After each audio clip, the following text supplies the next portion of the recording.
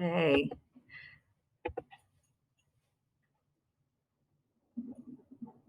Okay, guys.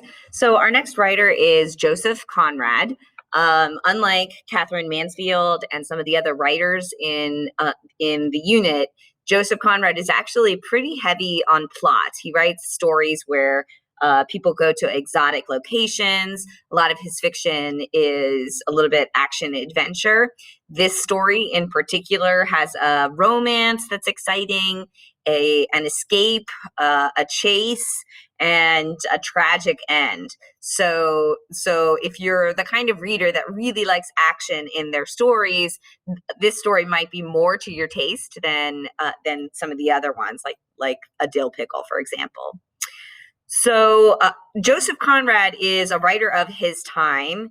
He's modernist because he examines issues of race and colonialism. Because his fiction oftentimes takes place in British colonies in Africa or Asia, it necessarily involves the concept of colonialism and race. So his most famous work is The Heart of Darkness, which is sometimes labeled as racist because it contains the European point of view of the time, that the Western world, and England in particular, was going to tame these primitive lands. They were going to enforce Western style governments and religions on these people in order to civilize them, which is a racist notion in and of itself.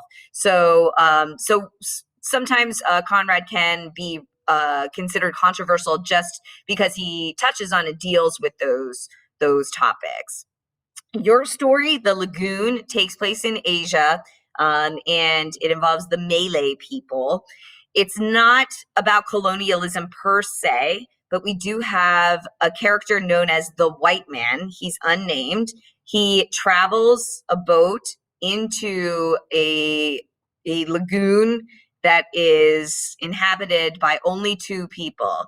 So there's a small little home on the side of this lagoon by who there's a man inside and his wife. The man is named Arsat, and the White Man and Arsat have a past together.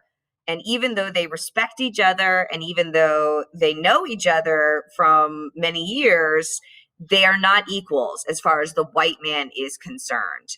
He will always view himself to be better than the Asian Arsat. Meanwhile, Arsat has his own feelings about the white men and their involvement in his native land.